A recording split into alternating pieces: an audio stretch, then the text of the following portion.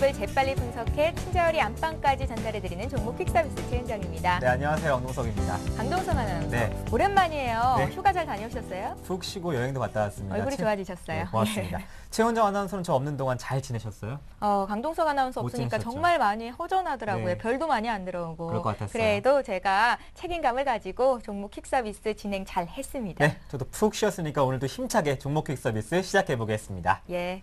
자, 오늘도 시황부터 좀 전해드릴까요? 네. 예, 오늘 코스피는 1980선까지 밀려 있는 상황입니다. 이번 주 추석 연휴를 앞두고 관망세가 짙을 것이라고 예상이 됐었는데요. 오늘 코스피는 1990선도 붕괴하고 20포인트 지난 거래일보다 빠져서 움직이고 있습니다. 외국인 투자자들이 12거래일 만에 순매도로 돌아선 가운데 업종별로도 하락세가 우세하고요. 시가총액 상위 종목 움직임을 봐도 현재 한 1위부터 10위권에 있는 종목들이 일제히 마이너스를 보이고 있는데요.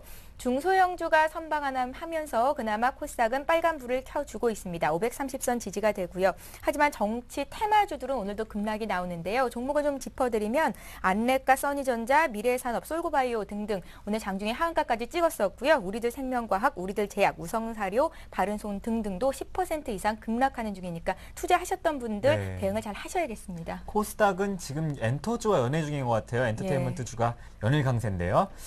네, 종목 퀵 서비스 두 가지 방법으로 참여하실 수 있습니다. 먼저 무료 문자입니다. 013-3366-0110번으로 매수하신 종목과 또 비중 가격, 궁금하신 점 함께 보내실 수 있고요. 전화도 열려 있습니다. 02-3153-2610번. 전화 주시면 저희와 함께 통화하시면서 전문가들의 의견도 챙기실 수 있습니다. 예. 서울경제TV는 올레 IPTV에서도 함께 하실 수 있습니다. 많은 시청 부탁드리겠습니다. 예, 그럼 오늘도 종목 퀵 서비스 본격적으로 시작을 해보겠습니다. 함께해 주실 두 분의 전문가부터 소개를 해드릴게요. 골든 이글 투자자문의 정태근 팀장 나오셨고요. 동부증권 일산지점의 박성을 연구원 자리하셨습니다. 안녕하세요. 안녕하십니까. 예, 종목 퀵 서비스에는 특별한 룰이 적용되고 있는데요. 게임 규칙 설명해 드리겠습니다. 예, 보다 많은 종목을 상담해드리기 위해서 종목 상담은 한 종목당 100초의 시간이 주어집니다. 30초가 남았을 때 초시계 소리가 들리게 되니까요. 전문가들 참고해 주시면 되겠고요. 또 종목 퀵 서비스에서는 별점제가 시행이 됩니다. 전문가에게 상담 받으시고 만족하셨거나 도움됐다고 생각하시는 분들 무료 문자 번호로 전문가 이름 적으시고요. 또 별표 모양 보내주시면 한 달 뒤 월간 별점 왕을 선발하도록 하겠습니다. 네, 드디어 금요일 날 대망의 별점왕을 발표한다고요? 예, 이번 주죠? 네, 기대됩니다. 또 별점을 주신 시청자 여러분께도 소정의 상품 드리고 있습니다. 많은 신청 부탁드릴게요. 예, 이제 본격적으로 종목 상담 시작을 해보겠습니다. 네. 오늘도 전화부터 받으면서 첫 번째 시청자 만나볼게요. 안녕하세요. 예, 반갑습니다. 네, 안녕하세요. 예, 예.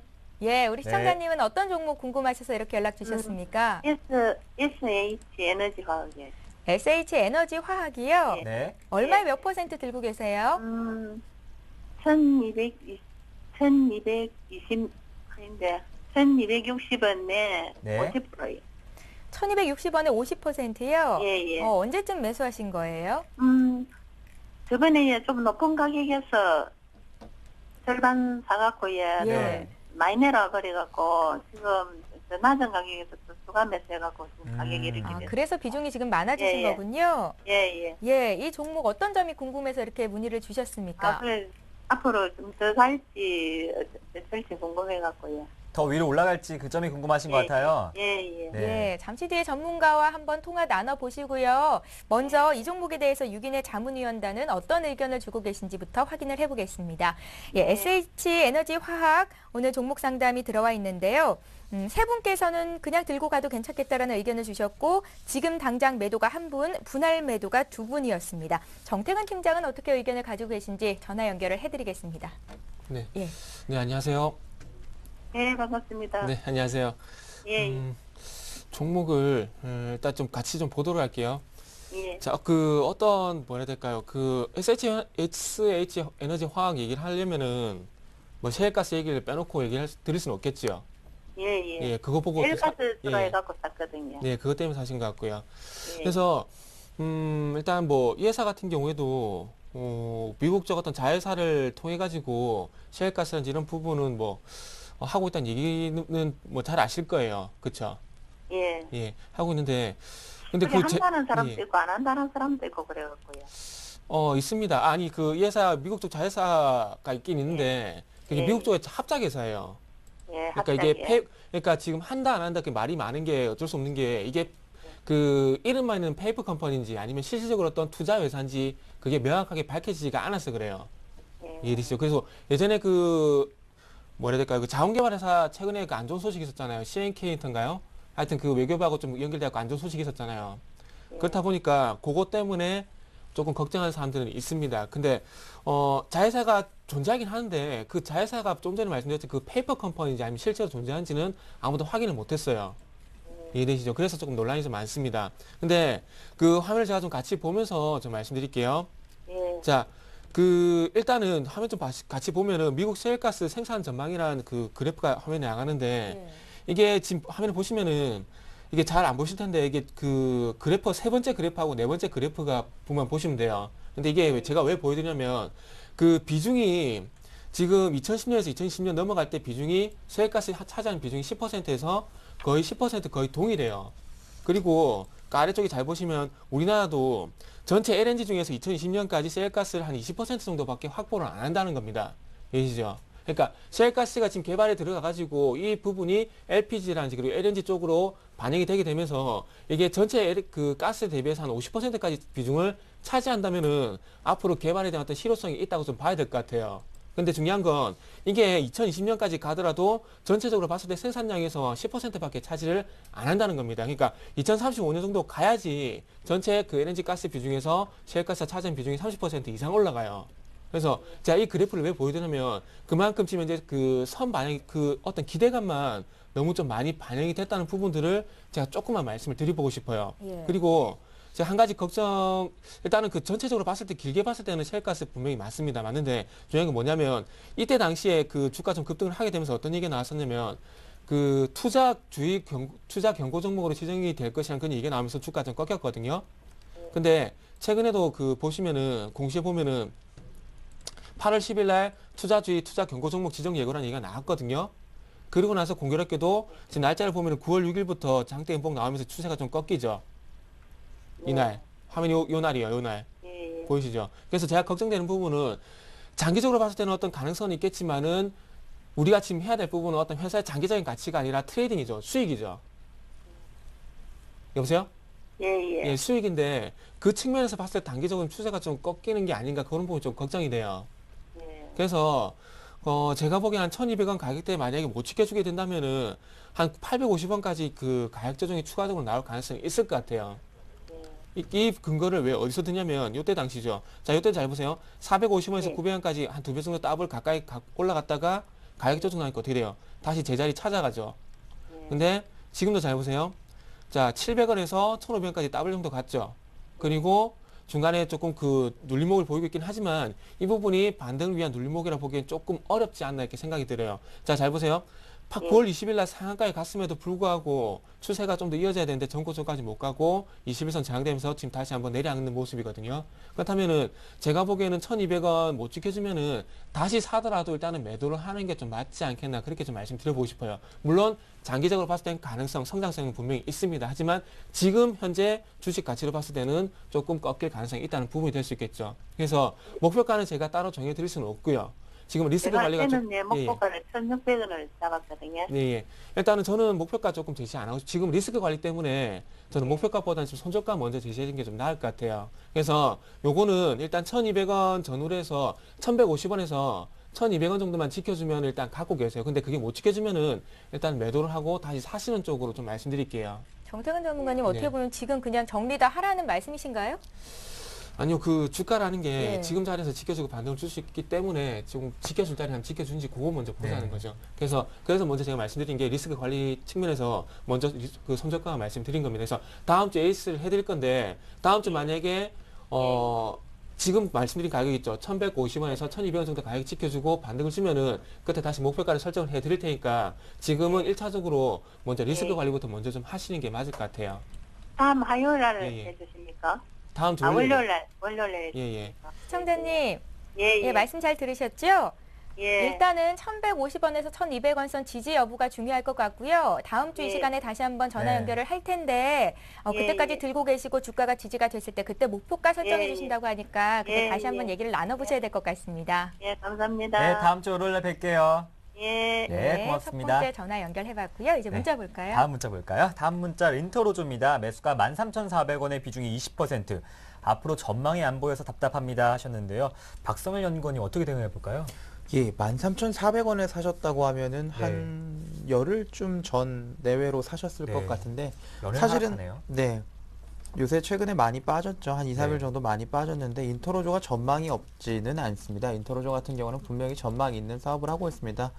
사업이 굉장히 단순하죠. 컬러 렌즈나 뭐 일회용 렌즈를 비롯한 이제 소프트 렌즈 업체인데 렌즈 업체가 실적이 굉장히 잘 나오고 있습니다. 영업이익률이 거의 30%에 육박하기 때문에 매출이 300억 정도밖에 되지 않음에도 불구하고 지금 100억 정도. 근데 시가총액이 한 1,400억 정도니까 그렇게 비싼 회사는 아닙니다. 지금 차트를 보면 아시겠지만 꾸준히 올라왔죠. 아주 가치주적 성격을 가지고 실적과 성장성 모두를 동반하고 있었기 때문에 꾸준히 올라왔는데 최근에 이제 논란이 조금 되고 있는 건 인터로조가 판매하고 있는 컬러 렌즈에서 이제 식품, 의약품안전청에서 규정에 조금 맞지 않는 제품들을 사용했기 때문에 그거를 좀 시정을 해라라는 얘기가 나와서 주가가 좀 하락을 했다는 게 첫 번째로 부정적인 요인이고요. 두 번째로는 이제 유통 물량수가 워낙 적었는데 한 500만 주 정도 이제 무상증자를 해서 현재 1000만 주가 조금 넘게 유통이 조금 되고 있는데 거래량이 워낙 없던 주식이 거래가 조금 일어나다 보니까 기존에 가지고 계셨던 분들이 이제 차익 실현에 대한 욕구가 조금 실현될 수 있기 때문에 주가가 조금 조정받는 거는 어느 정도 당연한 수순이다라고 보시면 좋을 것 같습니다. 예.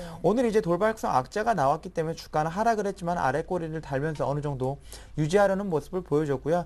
1차적으로 봤을 때는 장대 음봉과 거래량이 나왔던 지금 12,000원 부분을 지지하느냐가 중요하겠고 12,000원을 지지하지 못한다고 하더라도 일단은 11,000원대까지 지금 봤을 때는 61선을 기준으로 해서 121선 사이에서 지지를 받아준다고만 하면 인터로조는 굉장히 단순하죠. 그냥 인구가 늘어나는데 렌즈를 사용하는 인구가 늘어난다고만 하면 매출이 당연히 늘어날 수밖에 없습니다. 네. 근데 우리나라는 이제 2012년을 기준으로 해서 렌즈를 사용하고 있는 인구가 당연히 줄겠죠. 부동산을 살 수 있는 인구가 줄어드는 거와 마찬가지로 35세에서 44세 인구가 2012년이 정점이기 때문에 우리나라에서는 큰 성장성이 없고요. 최근에 일본 쪽으로 조금 진출을 했는데 그쪽에서는 분명히 영업이익과 매출이 나올 수 있고 인터로조가 만약에 중국 쪽으로 진출을 한다고만 한다면 지금 현재 화장품에 누리고 있는 프리미엄 모드를 인터로조가 한번 누릴 수 있는 성장성이 있는 기업입니다. 단기 수급에 너무 휘둘리지 마시고 지금 가격에서 봤을 때는 11,500원 지지했을 때는 홀딩 그 이하로 내려갔을 때는 일단은 손절을 하시고 다시 한번 재진입 기회를 보시는 게 맞다고 말씀드리겠습니다. 네, 4567번님 인터로조 11,500원에서 지지업을 확인하셔서 잘 대응하시길 바라겠습니다. 예, 오늘 주가 많이 빠지는데요. 네. 지금 당장 매도는 아니라고 하셨으니까요. 좀 더 보시면 좋겠고요. 네. 또 다음 종목 보겠습니다. 문자로 들어온 종목인데요. LG 디스플레이 28,500원의 비중이 70%십니다. 앞으로의 전망 알고 싶다고 하시는데요. 9월 17일에 매수를 하셨고요. 단기로 보신다고 하네요. 네. 이거 저번 주 한번 해드린 분 같은데 가격이 비슷하네요. 예, LG 그래서, 디스플레이는 네. 워낙에 많은 분이 네. 들고 계시니까요. 네, 가격 보니까 조금 그때 그분하고 좀 비슷한 것 같아요. 그래서 제가 LG 디스플레이를 봐야 될 부분만 제가 간단히 좀 짚어드리도록 할게요. 예. 그 화면을 좀 같이 보면서 말씀드릴게요. 자, LG 디스플레이가 지금 이제 가파르게 지금 2만 원에서 지금 이제 가파르게 올라오고 있거든요. 이게 주봉 차트입니다. 이게 왜 올랐냐면 제가 딱 보여드릴게요. 자, 그 기업 분석 먼저 보면은 자, 2분기 때 흑자 선언할 수 있었는데 충당금 때문에 적자 났었죠. 근데 중요한 건 3분기 더 드려요. 큰 폭의 실적 개선이 현재 예상이 되고 있죠. 요거 때문에 2,500억 정도 큰 폭의 실적 개선이 예상되고 있는 가운데 지금 현재 요거 때문에 지금 이제 외국인들이 요 빨간색 선이 외국인입니다. 외국인들이 사주기 때문에 지금 이제 LCD 디스플레이가 올라간다고 보시면 될 것 같아요. 자, 그래서 자, 이 부분은 뭘까요? 그럼 정리하자면은 LG 디스플레이가 지금 올라가는 이유는 딴 거 없습니다. 외국인들이 실적이 개선될 것이라는 그런 기대감 때문에 현재 산다고 보시면 될 것 같아요. 그리고 한 가지 더 보여드릴 게 뭐냐면은 자, 요겁니다. 지금 현재 LG 디스플레이 한상범 LG 디스플레이 대표가 현재 화면에 지금 제가 지금 제 사진에 가렸습니다. 안 보이는데 화면에 지금 현재 나오고 있는데 지금 LG 디스플레이에서 목숨을 걸고 지금 하고 있는 게 뭘까요? 딴 거 없어요. 지금 OLED TV를 55인치, 60인치 대면적 OLED TV를 올해 무조건 내겠다고 이제 결심을 하고 있습니다. 그래서 요 부분 어떤 신성장 동력이 현재 반영이 되고 있기 때문에 지금 이 종목이 간다고 보시면 될 것 같아요.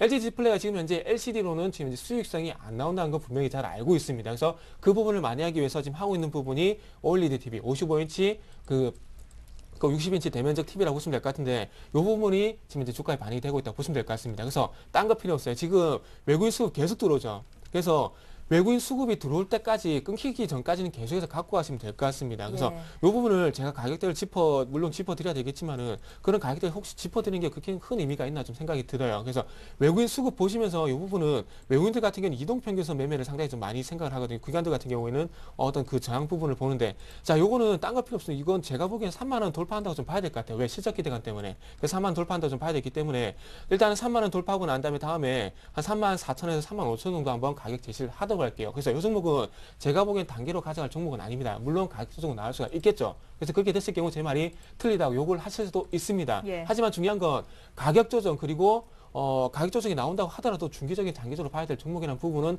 변함이 없다는 부분을 말씀드리고 싶어요. 왜? 좀 전에 실적이 한지 외국인 수급 그리고 앞으로 LG전자, LG디스플레이 목숨 걸고 있는 OLED TV 이 부분을 보게 된다면은 외국인은 분명히 제가 볼 때 그거 때문에 사고 있다 좀 봐야 될 것 같아요. 그래서 이거는 가격 조정이 나오더라도 일단은 갖고 가시고요. 그리고 3만 원 돌파하게 된다면은 이거는 3만 4천에서 3만 5천 원까지 한번 중기적으로 갖고 가보자. 그렇게 좀 정리를 해드리도록 하겠습니다. 네. 물론 4분기까지요. 예, 차트 보실 줄 알면 지금 외국인 수급이 계속 들어오고 있다는 거 확인하실 수 있을 텐데요. 목표가 3만 4, 5천 원까지도 네. 볼 수 있다고 하십니다. 기대 가지고 기다려 보십시오. 이렇게 친절하게 상담해드리는데 또 대놓고 욕은 안 하시겠죠? 너무 걱정하지 마시고요. 예, 상담이 좋았다 하시는 분들은 네. 별표도 좀 많이 보내주세요. 무료 네. 문자 번호로 정택은 전문가 적으시고 별표 보내주시면 저희가 월간 별점왕 선발하는 데 도움이 될 것 네, 같습니다. 다음 문자도 드려볼까요? 네. CNS 자산관리입니다. 매수가 2,970원에 비중이 10%인데요. 전망이 궁금하다 하시네요. 박성 연구원님. 예, CNS 자산관리 참 좋은 회사입니다. 저도 비중이 좀 적네요. 개인적으로 저도 좀 보유를 하고 있고 굉장히 좋아하는 회사인데 예. CNS 자산관리 지금 영업이익을 보시면 올해 한 뭐 200억 정도 벌어들이죠. 근데 재밌는 건 시가총액이 뭐 한 772억. 제가 얼마 전에 봤을 때 이제 600억대였는데 이제 700억대로 주가가 많이 올라섰는데 그럼에도 불구하고 이제 퍼가 5.9, 뭐 6 이 정도밖에 나오지가 않죠. 그러면 주가는 이제 두 가지 물음에만 답변을 할 수 있으면 좋은데 첫 번째가 이제 돈을 잘 벌고 있느냐. 오케이죠. 근데 두 번째, 돈을 앞으로도 잘 벌 수 있느냐. 이것도 물론 오케이가 나올 것 같습니다. 네. 왜냐면 최근에 하고 있는 게 이제 BTI 산업이라고 해서 빌드 앤 리스를 하고 있는 거죠. 이제 대학교 같은데 이제 기숙사를 짓고 그걸 리스를 해서 임대 수익을 조금 올리겠다는 건데 이게 성장성이 대단합니다. 보통 CNS 자산관리라고 하면 건물을 관리하거나 이제 용역을 조금 대주고 있기 때문에 영업이익률이 크게 나오지가 않습니다. 이건 나와야 한 5% 정도. 근데 부동산 임대 같은 경우에는 한 10%, 20% 정도의 수익이 아주 가볍게 나와주고 있기 때문에 CNS 자산관리 입장에서는 향후에 연평균 한 10% 정도 매출이 늘어날 수 있는 구조이고요. 지금 고배당 정책을 계속 사용하고 있는데 올해도 한 9% 정도 배당을 하고 있죠. 이렇게 배당을 함에도 불구하고 앞으로도 이만큼 벌어들일 수 있다는 자신감이 충만해 있습니다. 최근에 이제 미군 기지 한 3년 정도 계약을 했는데 이게 매출이 한 630억 원, 그럼 대충 봐서 한 200억 원 정도 쪽에서 1년에 한 50억 정도는 충분히 들어올 수 있는 구조이고요. CNS 자산관리는 기존에 가지고 있던 계약들 모두가 10년, 20년 단위로 장기가 있기 때문에 계약들이 모두 누적이 되는 구조입니다. 새로 들어오는 계약들이 대부분 다 누적이 되기 때문에 영업이익은 계속해서 누적적으로 증가, 아주 큰 함수로 증가할 수 있기 때문에 지금 CNS 자산관리 개인적으로는 한 7,000원 정도 가는 게 맞는 주가라고 네. 생각을 하고요. 기관이 최근에 들어와 있는데 저는 개인적으로는 빠지지 않는다고 생각을 하고 있기 때문에 손절은 제시해드리지 않겠습니다. 네, 굉장히 긍정적인 전망을 해주셨어요. 예, 잘 사셨습니다. 네. 지금도 수익 많이 보고 계신데 2배 이상 수익이 날 것 같아요. 뿌듯하실 것 같아요. 별점 주십시오. 2805번님. 예, 네. CNS 자산관리 받고요. 이번에 OCI 봐드립니다. OCI는 지금 손실폭이 굉장히 크신데요. 사신 가격을 먼저 알려드릴게요. 28만 3천 원에 20%를 들고 계십니다. 올해 2월 달에 매수를 했는데 지금 자리에서 추가 매수가 가능한지를 여쭤보셨어요. 정택 추가 선생님. 매수요? 네. 네, 일단은 뭐 대답부터 드려야 되겠죠. 네. 대답부터 먼저 드린다면은 추가 매수 안 했으면 좋겠습니다. 안 했으면 좋겠고요.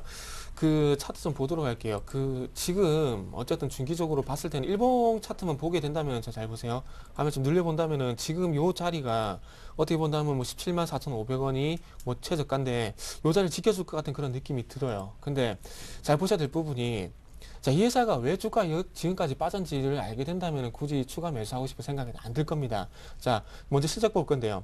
자, 올해 1분기 때 영업이익이 1,000억 정도 회복을 하게 되면서 다시 한번 턴어라운드가 된 것이 아닌가 그런 기대감이 살짝 있었습니다. 근데 잘 보세요. 2분기 때 꺾였죠. 그리고 3분기 펜 가이드에서 나온 실적 예상치 보면 900억 도리어 꺾이고 있죠. 그렇다면은 폴리실리콘, 즉 폴리실리콘을 빼놓고 얘기할 수 없는데 폴리실리콘 가격이 계속해서 하락을 합니다. 그렇다면 OCI 어떤 수익성 개선이 나아질 부분은 떨어질 수밖에 없다는 겁니다. 자, 그리고 월봉 차트 보게 되면은 자 65만 원까지 갔던 게 18만 원까지 빠졌습니다.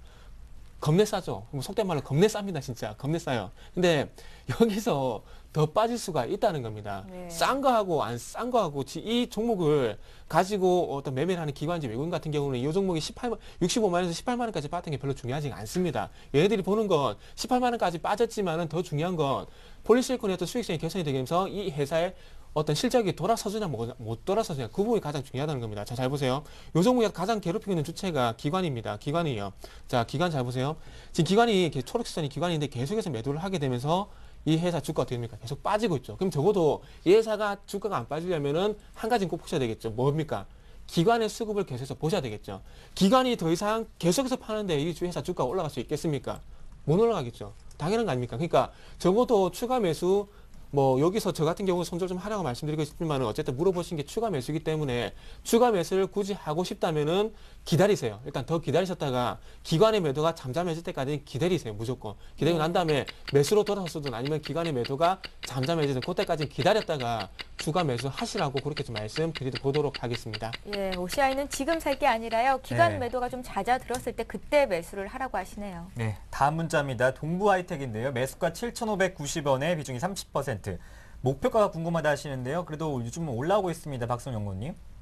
예, 최근에 이제 반도체 장비 업체들 대부분 업황이 좋지 못한 상황이기 때문에 이제 네. 매출과 영업이익이 모두 나오지 않습니다. 그럼에도 불구하고 워낙 바닥권에 진입을 해 있고 실적 대비해서는 뭐 PER 6배, 7배가 아주 많이 있죠. 그렇기 때문에 동부 하이텍도 아무래도 비메모리 쪽으로 예전에 많이 집중을 받았었는데 주가가 큰 폭으로 하락을 한 이후에 지금 쌍바닥을 찍고 올라오는 모습을 보여주고 있습니다. 그렇기 때문에 개인적으로 이제 직전 고점이었던 8,000원 정도까지는 충분히 가지고 있으실 만하다라고 말씀을 드릴 수 있을 텐데 제가 이제 주식을 고르는 관점에서는 동부 하이텍을 하지 않으시는 게 좋겠다라고 말씀을 드리는 이유는 제가 이제 앞선 종목에서도 말씀을 드렸는데 동부 하이텍이 두 가지 측면에서 보면요. 지금 현재 돈을 전혀 못 벌어들이고 있습니다. 그럼 향후에는 돈을 벌어들일 수 있을 거냐? 반도체 업체가 돈을 벌어들이는 건 불황 시기에 돈을 가지고 버텨서 나중에 호황이 왔을 때 대부분의 업체들이 다 전멸을 하고 본인이 살아남아서 독과점을 가져가야 됩니다. 대표적인 게 이제 삼성전자나 인터플렉스 거의 뭐 몇십 배씩 났죠. 인터플렉스 같은 경우는 예전에 FBC가 한참 호황일 때 업황이 불황으로 떨어졌을 때 본인 혼자 견뎌냈기 때문에 이녹스 뭐 인터플렉스 이런 것들은 10배가 넘는 주가 상승을 누리는 호황이 왔는데 지금 동부 하이텍 같은 경우는 그걸 누릴 수 있을까요? 동부그룹 자체가 재무적으로 그렇게 좋지 못합니다. STX, 동부그룹, 두산 그렇게 재무적으로 완벽하지 못하기 때문에 버틸 수 있을 리가 없고요. 실제로 버텨낸다고 하더라도 최근에는 대부분 다 같이 버티고 있죠. 우리나라 같은 경우는 IT의 워낙 선도업체이기 때문에 원가 경쟁력이 굉장히 좋습니다. 그렇기 때문에 예전과 같은 초호황 사이클에 반도체가 들어가기 어렵기 때문에 개인분들은 반도체 매매를 하지 않으시는 게 가장 좋고요. 하이닉스 너무들 좋아하시는데 하이닉스 사기 그렇게 쉬운 종목 아닙니다. 두 네. 번째로는 들고서 버틸 수 있으실 리가 없습니다. 그렇기 때문에 매수하신 가격대에서 동부 하이텍은 과감하게 한번 빠져나오시는 게 좋을 것 같고 일단은 성장성 측면에서 프리미엄을 받고 있고 사업의 구조가 단순해서 내가 이해할 수 있는 것 위주로 접근을 하시는 게 마치 하이텍같이 굉장히 어려운 업종에 접근하셔서 수익을 내려고 하는 건 사실은 조금 욕심이 아닌가 싶습니다. 그래서 매수하신 가격대까지는 가능하지만 매도가 더 좋겠다라고 말씀드리겠습니다. 네, 예. 또 동부하이텍 매수하신 가격 7,590원까지 좀 기다렸다가 업종 교체 의견 주셨습니다. 예, 전문가도 어렵다 하시는데 네. 개인들은 조금 접근하기가 더 힘들 거라는 그렇죠. 생각이 듭니다. 예, 동부 하이텍이었고요. 이번에 LG 이노텍 볼게요. LG 이노텍 매수하신 분 가격대는요. 85,000원 15%십니다. 오늘 거래되는 가격이 86,000원 선이니까 일단은 수익권 내 계신 건데요. 계속 들고 가도 되는지 손절해야 하는 건지 궁금합니다. 이렇게 적으셨습니다. 네. 요 종목도 일단은 결론부터 먼저 말씀드리면은 조금 리스크 관리가 좀 필요하지 않나 좀 말씀드려 보도록 할게요. 예. 왜 그런지를 제가 객관적으로 화면을 좀 보시면서 말씀드리겠습니다. 자, LG 이노텍의 어떤 사업 구조를 보게 된다면은 PCB라든지 카메라 그리고 이런 부분들이 현재 전체 매출 57%를 이제 차지를 하고 있어요. 화면이 좀 잘 안 보이실 건데 제가 설명을 좀 드릴게요. PCB라든지 카메라 부분이 60% 정도 현재 차지하면서 가장 큰 매출을 차지를 하고 있습니다. 근데 요 매출이 가장 크다 보니까 여기서 어떤 그 흑자로 전환이 되다 보니까 1분기 그리고 2분기 흑자 전환이 됐어요. 근데 그럼에도 불구하고 삼성전기에 비해서 저평가를 받고 있는 부분이 딴 게 없습니다. LED 때문이에요. 자, 60% 정도 차지를 하고 있지만은 그 60% 차지하고 있지만 이 기판소지 이 부분이 730억 정도 현재 흑자가 났고요. 하지만 이 회사에 주목하고 있는 부분이 현재 LED입니다. LED의 그 주력 산업군이 PCB, 카메라 이런 부분도 하고 있지만 이 회사의 어떤 주력 사업군을 현재 LED로 생각하고 있는데 LED에서 지금 현재 법인세 차감세 순이익이 마이너스 1,000억 정도 났죠. 그러니까 이 부분이 어떤 흑자로 전환되지 않는다면 이 회사의 가치는 계속 저평가가 될 수밖에 없다는 겁니다. 그리고 이 부분이 실적이 흑자로 전환되지 않는다면은 기관들 그리고 외국인들은 긍정적으로 평가를 하지 않고요. 그리고 매수가 들어올 가능성이 떨어진다 봐야 될 것 같아요. 자, 그래서 이게 8월 30일 날 나온 기사인데 2분기 연속 그러니까 좀 전에 말씀드렸듯이 1분기 그리고 2분기 연속 흑자가 났지만은 주력 LED에서 적자가 나게 되면서 회사 저평가를 받고 있다는 겁니다. 그리고 더 중요한 것은 지금 이제 기관들이 매도를 하게 되면서 마찬가지로. 그래서 일단 이 종목도 마찬가지 기관 수급 보셔야 될 것 같고요. 그리고 조금만 넓게 봐드린다면은 241선 있죠. 241선 83,000원 요거 지켜준지 봐야 될 것 같은데 제가 보기엔 85,000원 일단 이탈하게 된다면은 조금 리스크 관리가 필요하지 않겠나 이렇게 좀 정리를 해드릴게요. 예, 그러니까 시청자님 들고 계신 그 가격대 이탈 네. 여부가 좀 중요할 것 같다는 생각이 듭니다. 다음 두 번째 시청자님 만나볼까요? 예, 전화 연결해 볼게요. 네. 안녕하세요. 시청자님 안녕하세요. 안녕하세요, 시청자님. 네, 지금 연결이 좀 잘 안 되고 있는 것 같은데요. 예, 문자 하나 더 볼까요? 그럴까요? 예. 한국정보공학입니다. 매수가 6,370원에 비중이 30%. 8501번님께서 보내주셨는데요. 진단이 궁금하다 하시네요. 박성일 연구원님. 예, 엄청 빠지고 있는 회사를 지금 네. 따라가신 것 같은데 사실 빠지고 있는 주식을 매매하는 건 본인이 이걸 업으로 하지 않으시는 분들께서는 그렇게 쉬운 일이 아닌데 너무 네. 좀 무리해서 따라가신 게 아닌가 싶습니다. 사실 회사 측면에서 봤을 때는 영업이익이 한 10억 정도 나오는데요. 회사 크기가 지금 469억이니까 PER 측면에서는 굉장히 비싸죠. 비싼 회사를 따라가셨는데 비싼 회사가 지금 올라가고 있는 이유가 지금 하는 업종을 봤을 때는 IT 유통을 좀 하고 있죠. 그러면 IT 유통 산업이 잘 될까에 대해서 한번 고민을 좀 해보셔야 될 텐데 그렇게 잘 될 리가 없죠. 왜냐하면 PC 교체 수요가 그렇게 많지 않기 때문에 지금 현재 상황에서 봤을 때는 매출이나 영업이익이 그렇게 늘어날 수 있는 구조가 아닙니다. 그러면 어떤 이슈가 있느냐라고 봤을 때는 지금 안철수 테마로 지금 묶이면서 올라갔던 주식인데 테마가 지금 실현이 됐죠. 안철수 연구원이 안철수 대선 주자가 일단은 대선에 참여를 하면서 지금 주가는 현실화됐기 때문에 많이 빠지고 안철수 연구소가 대표적으로 굉장히 많이 빠지고 있죠. 그렇기 네. 때문에 한국정보공학도 마찬가지로 지금 빠지고 있습니다. 그럼 여기서 한국정보공학이 반등을 할 수 있느냐? 저는 반등을 할 수 있다고 생각은 하고 있습니다. 일단 네. 아직 대선까지 기간이 남아있기 때문에 문재인이든 안철수든 박근혜든 한 번쯤 모두 다 반등을 줄 수 있는 구간이 나오고 있는데 현재까지는 조금 어렵다. 왜냐하면 금융당국에서 테마주 집중조사하는 구간에 지금 들어와 있기 때문에 주가를 부양하는 게 그렇게 쉽지가 않습니다. 그렇기 때문에 단기적으로 봤을 때 몇몇 종목을 제외한 나머지 종목들은 대부분 하락 추세로 들어갈 것 같고요. 그중에서 한두 종목들은 살아남아서 아주 좋은 수익률, 저점에 잡은 분들께서는 뭐 50%, 크게는 네. 100%까지도 수익이 날 텐데 인내하기가 쉽지가 않으실 겁니다. 그렇기 때문에 일단 한국정보공학 오늘 양봉이 조금 나오고 있고 121선 부근에서 지지를 조금 받고 있는데 기술적인 측면에서 오늘 정도 깨지지 않고 한번 반등을 한다고 하면 매수하신 가격대에서 과감하게 일단은 나오는 게 좋겠다라고 말씀드리겠고요. 121선 깨지고 직전에 저점이었던 4,500원 라인이 붕괴가 된다고 하면 이런 종목은 과감하게 나오셔야 됩니다. 테마주 같은 거 잘못 건들면 어떻게 되냐면 미래산업 같은 거 최근에 보면 네. 하한가 가다가 이제 점화로 가서 거래량이 없죠. 이러면 300원까지 간다고 보셔야 됩니다. 원금의 10분의 1 토막 나는 거 정말 한 2주도 안 걸리는 게 테마주기 때문에 일단은 주의 깊게 보시면서 4,500원 라인 그리고 오늘 지지 여부 확인하셔서 테마주는 쉽사리 지금은 건들 때가 아니다라고 말씀드리겠습니다. 네. 주가가 불과 일주일 만에 이렇게 많이 떨어졌는데요. 한국정보공학 매수가까지 다시 회복할 수 있으면 기간은 어떻게 보십니까? 한국정보공학은 현재 제가 생각하는 적정 주가는 네. 4,000원대 미칩니다. 개인적으로 봤을 때는 한 2,000원 정도 하는 게 맞는 주식이기 때문에 네. 만약에 테마주가 다시 한번 전반적으로 다 기회가 줘서 12월 전에만 기회를 준다고 하면 나올 수 있겠지만 기회를 안 주고 여기서 흘러내린다고 하면 지금 현재 가격에서도 반토막 나는데 일주일도 걸리지 않을 수 있는 주식입니다. 그렇기 때문에 분명히 리스크에 대해서 인지를 하시고 오늘 가격 지지받지 못하고 빠진다고 하면 과감하게 매도하시는 게 좋을 것 같고요. 반등한다고 하면 제 개인적인 생각에는 11월 말 전에는 분명히 반등이 있어야 된다고 말씀드리겠습니다. 네. 또 리스크 관리 철저하게 하셔야겠습니다. 예, 또 문자 종목 볼게요. 네. 크라운 제가입니다. 작년 8월에 매수를 하셨다고요. 146,500원에 30%를 들고 계신데 중장기적으로 보고 있습니다. 목표가 알려주십시오 했습니다. 지난 한 주 동안 주가가 무려 15% 이상 급등을 했고요. 시청자 네. 같은 경우에는 정말 가치 투자를 하고 계신 건가라는 생각이 들 정도로 잘 네. 들고 계세요. 부럽네요. 네, 수익 상당히 많이 아, 나시네요. 예. 자랑하려고 문의 주신 건 아니겠죠. 예. 기분도 참 괜찮은 것 같아요. 일단 좀 보도록 하겠습니다. 예. 일단은 이런 종목을 어떻게 설명을 드리는 게 좀 맞을지 모르겠지만 어쨌든 제가 이런 부분을 보셔야 될 것 같아요. 최근에 여름을 좀 통과를 하게 되면서 음식료통이 상당히 많이 부각이 됐었죠. 선두주자가 오리온이죠. 오리온에서 갔었다가 이제 빙그레 쪽 갔었다가 숨은 뭐 같이 줄여가지고 빙그레 쪽 갔었다가 다시 그 매기가 제가 보기엔 크라운 제가 쪽으로 좀 오는 것 같습니다. 그래서 이 추세가 뭐 추가적으로 올라갈 수도 있겠죠. 올라갈 수 있을 것 같은데 올라갔을 경우에 더 중요한 건 이후에 가격 조정이 나오냐 기간 조정이 나오냐 그 부분 좀 중요할 것 같아요. 그래서 그만큼 매도 타이밍이 좀 중요할 것 같은데 자, 일단 차트를 보게 된다면은, 자, 최근에 상당히 좀 가파르게 올라가고 있죠. 근데 제가 가격 조정에 대한 부분을 얘기해 드린 이유가 뭐냐면, 예. 자, 이때 당시 보겠습니다. 작년 12월 달인데 12월 달도 이렇게 가파르게 올라갔다가 중요한 건 가격 조정이 나오지 않고 기간 조정으로 마무리가 되면서 추가적인 상승이 나올 수가, 잠시만 차트 좀 늘려볼게요. 다시 늘려보면은, 자, 이때 당시에 상당히 가파르게 올라갔지만 이후에 기간 조정으로 마무리가 됐죠. 그러면서 다시 반등이 나왔다는 겁니다. 그래서 지금 조심해야 될 부분만 좀 말씀드릴게요. 목표가를 지금 종목을 좀 설정하기 힘들어요. 그래서 자, 빙그레라는 종목을 좀 예를 들면서 말씀드릴게요. 자, 빙그레라는 종목 보시면은 9만원에서 11만원까지 가파르게 올라가죠. 그러면서 윗꼬리 달고 다음날 윗꼬리 달고 다음날 갭상승 출발했지만 음봉 나오죠.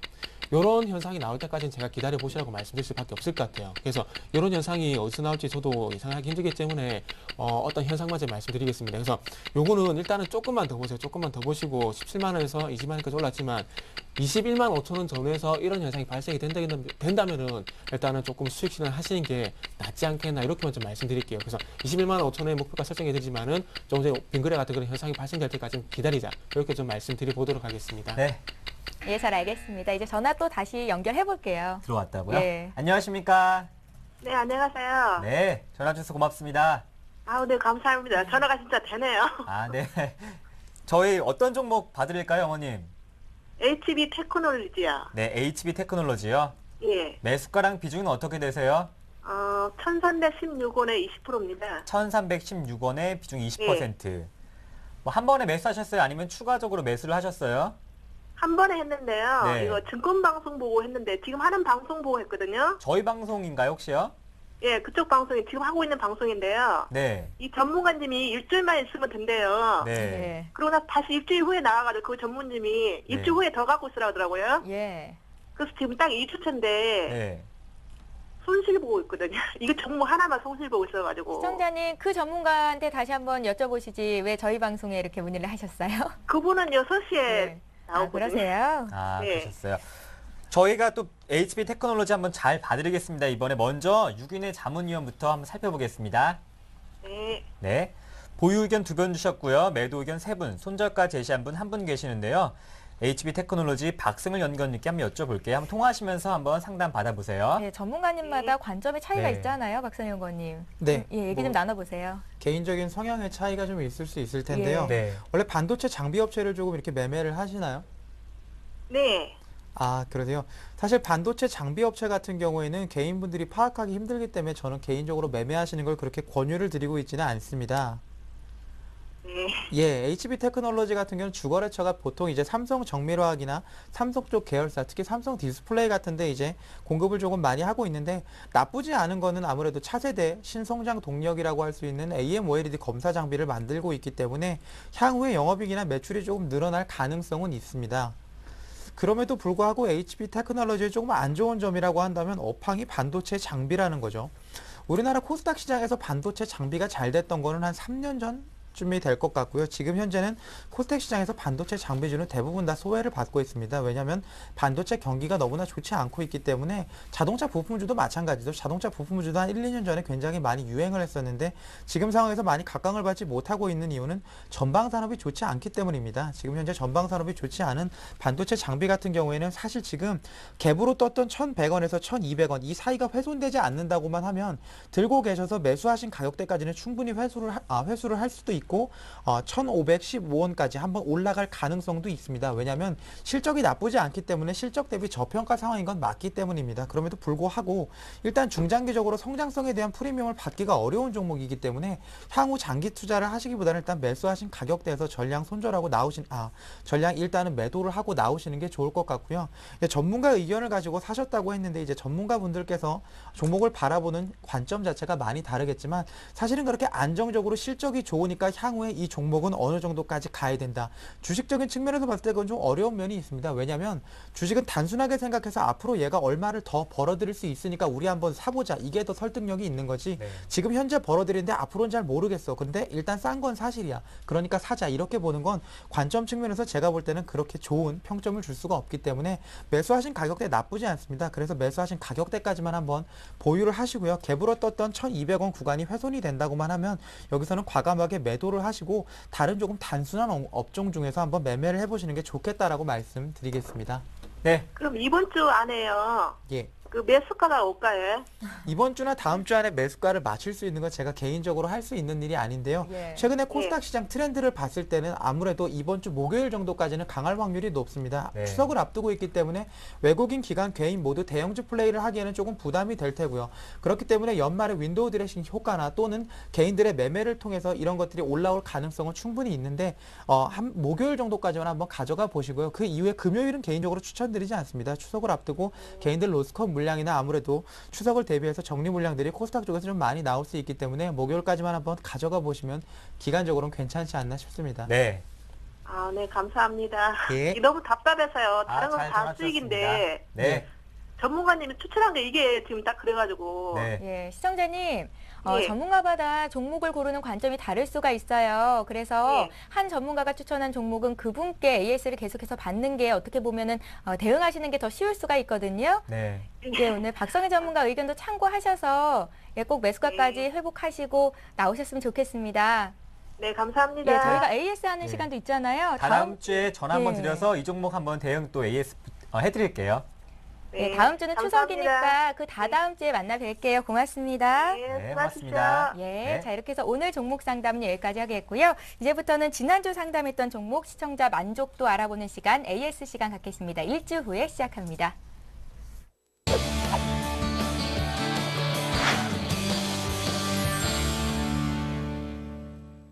네, 지난주 정태근 전문가 AS 종목부터 확인을 해볼게요. 네. 네, 지난주 월요일 전화 연결로 서울반도체를 했었는데요. 당시 매수가가 28,600원 100% 비중 들고 계시다고 하셨었고요. 보유한 지가 오래됐다고 하셨었습니다. 정태근 팀장의 의견은 보유였는데 어떻게 지금까지 잘 들고 계신지 확인을 궁금한데요. 해봐야겠습니다. 네. 전화 연결이 됐다고 하거든요. 안녕하세요.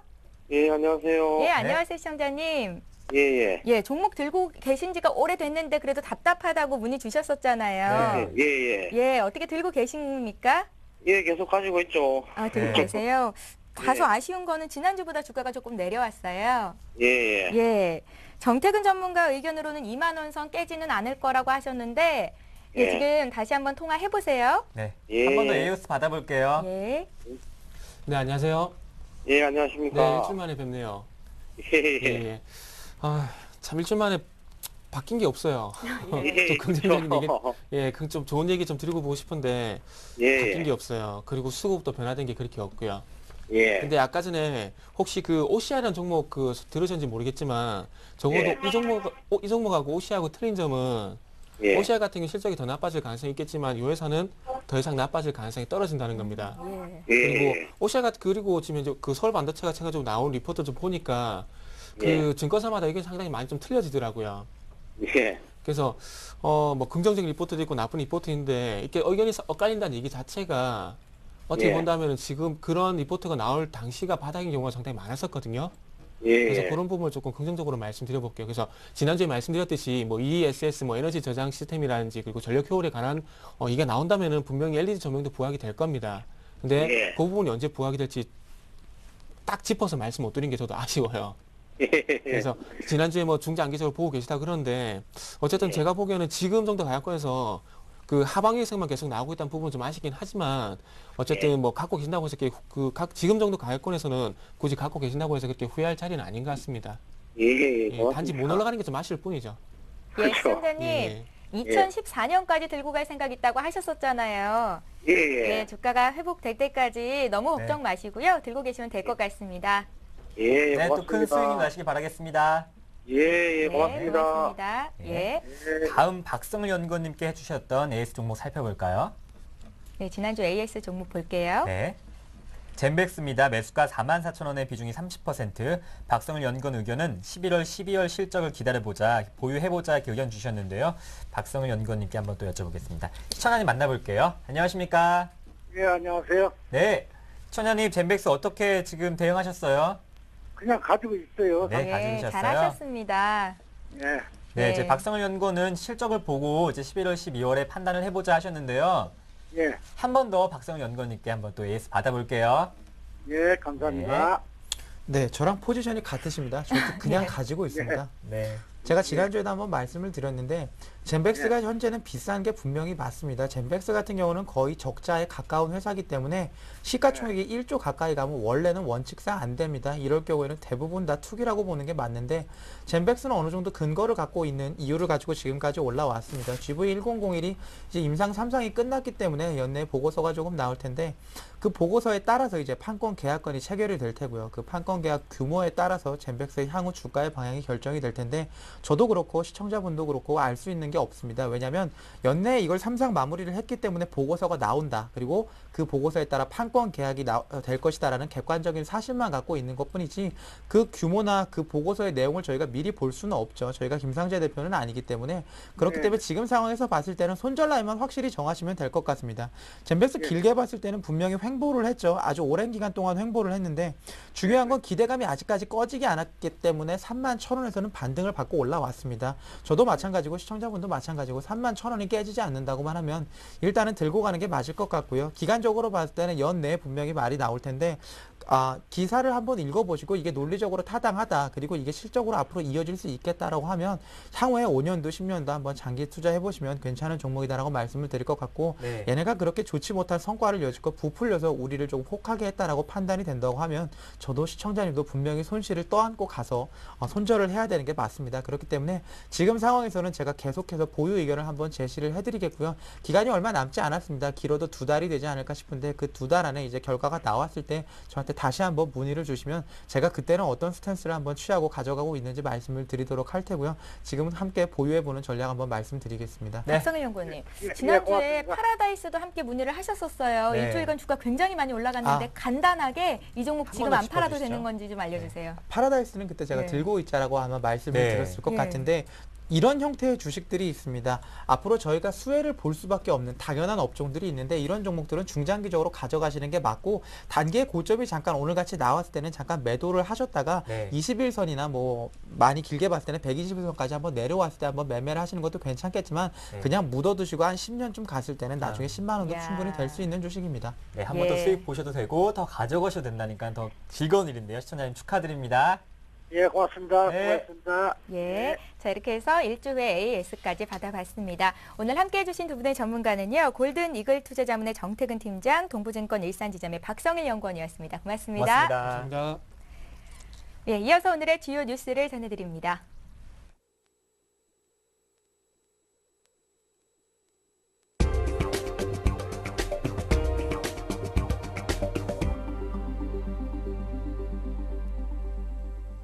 이 시각 주요 뉴스입니다. 박근혜 새누리당 대선 후보가 5.16과 유신, 인혁당 재건의 사건이 헌법 가치를 훼손했다며 피해자와 가족들에게 공식 사과했습니다. 박 후보는 오늘 여의도 당사에서 열린 기자회견에서 5.16과 유신, 인혁당 등은 헌법 가치가 훼손되고 대한민국의 정치 발전을 지연시키는 결과를 가져왔다고 생각한다며 이로 인해 상처와 피해를 입은 분들과 가족들에게 다시 한번 진심으로 사과드린다고 말했습니다. 박 후보는 그 아픔과 고통을 치유하기 위해 모든 노력을 다하겠다고 강조하고 국민대통합위원회를 설치해 과거사를 비롯한 국민의 아픔과 고통을 치유하도록 노력하겠다며 논란이 되어온 과거사 문제를 포괄적으로 다룰 기구를 설치하겠다는 뜻을 밝혔습니다. 민간 소비 증가율이 3년째 경제 성장률을 밑돌고 가계부채 증가율은 1년 6개월째 성장률을 웃돈 것으로 나타났습니다. 한국은행과 삼성경제연구소에 따르면 국내 민간 소비 증가율은 2009년 3분기 이후 2012년 2분기까지 12분기 36개월째 경제 성장률을 밑돌았습니다. 외환위기를 전후한 1996년 3분기에서 1998년 4분기까지 그리고 카드 대란을 전후한 2002년 4분기부터 2005년 1분기까지 10분기에 걸쳐 비슷한 현상이 나타났지만 12분기를 넘어선 것은 이번이 처음입니다. 반면 가계부채는 18개월째 경제 성장률을 웃돌아 소비 침체와 내수 부진으로 우리나라 성장 동력이 크게 떨어질 것이라는 우려가 커지고 있습니다. 이은미 삼성경제연구원 수석연구원은 소비 증가율이 성장률을 밑돈다는 것은 심각한 소비 저하 현상을 뜻한다고 말했습니다. 국가 채무가 급증한 탓에 올해 이자 비용만 20조 원을 넘어설 것으로 전망됐습니다. 기획재정부가 민주통합당 최재성 의원에게 제출한 통계 자료에 따르면 정부는 올해 국가 채무 이자 부담이 21조 5천억 원에 이를 것으로 추정했습니다. 이는 서울시 1년 예산에 육박하는 규모입니다. 통계청 추계인구 기준으로 하면 국민 1인당 국가 채무 이자 부담액이 43만 원입니다. 지방정부를 제외한 중앙정부의 국가 채무 이자는 2008년 13조 4천억 원, 2010년 17조 1천억 원, 올해 21조 5천억 원으로 늘었습니다. 이처럼 국가 채무 이자가 눈덩이처럼 불어나는 것은 채무 자체가 커졌기 때문입니다. 올해 국가 채무는 4년 전인 2008년보다 47.5% 늘어난 445조 9천억 원으로 추정되고 있습니다. 증권사와 증권 유권기관 임직원의 참여 계좌를 통한 은밀한 주식 거래가 적지 않아 도덕적 해이 문제가 심각한 것으로 나타났습니다. 금융감독원과 감사원에 따르면 올해 들어 삼성증권, 우리투자증권, 한국증권금융, 동부증권, IBK투자증권, 예탁결제원 전현직 직원들이 규정을 어기고 몰래 주식이나 선물 옵션 거래를 하다가 적발돼 제재를 받았습니다. 증권사 임직원은 고급 정보 접근성 때문에 상대적으로 높은 수준의 규제를 받지만 대박을 누리며 선물 옵션까지 몰래 거래하다 적발되고 있어 금융당국의 더욱 철저한 관리 감독이 필요하다는 지적입니다. 지금까지 주요 뉴스 전해드렸습니다. 네, 매일 이 시간 종목 퀵 서비스는 여러분을 향해 활짝 열려 있습니다. 네. 또 전화, 무료 문자, 블로그 게시판 통해서 많은 신청 부탁드리겠습니다. 또 소정의 상품 드리고 있으니까요. 많은 또 시청 부탁드릴게요. 예, 오전에 비해서 코스피 낙폭이 조금 더 늘었습니다. 1996포인트 선에서 네. 거래가 되는데요. 오늘 대형주보다 소형주가 조금 더 강세네요. 코스닥은 강보합 유지가 되면서 530선입니다. 네. 오늘도 행복한 하루 보내시고요. 저희는 내일 이 시간에 다시 뵐게요. 종목 퀵 서비스. 퀵 서비스.